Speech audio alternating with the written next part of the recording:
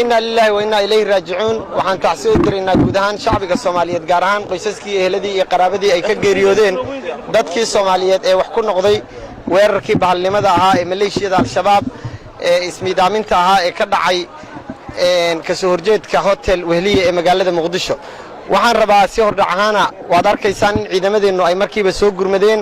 sida laamaha warbaahinta ay gurmadka ugu yimaadaan si ay shacbiga Soomaaliyeed xaqiiqada ugu gudbiyaan waxaan idin xaqiijinayaa tirada dadka Soomaaliyeed ee aan hayna ilaa iyo hadda geeriyootay in ay yihiin 14 ruux halka 6 kalena ay ahaayeen dhaawacyo waxa wali socda baaritaankii waxaan laamaha warbaahinta uga mahad celinaynaa gurmadka ay har iyo habeen shacbiga Soomaaliyeed sidii xaqiiqada jirta ay u gaarsiin lahaayeen sidoo kale waxaan shacbiga Soomaaliyeed ka codsanaynaa waxaad ogtihiin in dawladda federaalka ee Soomaaliya ay dagaal kula jirto burcadda iyo qowliisatada duulaanka ku ah daadinaysana dhiigga shacbiga Soomaaliyeed waxaan rajaynayaa in aad marqaatiye ka tihiin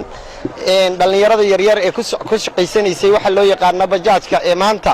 ay khasaaruhu ka soo gaareen wixii halkan ka dhacay baaritaan ayaa socda ma hubno dadka Soomaaliyeed ee tiradooda inta geeriyootay laakiin wixii baaritaanka ka soo baxa waxa qarxay waxa ismiidaamin ayuu ahaa bawr ma aha masee baaritaanka socda gaari nuuco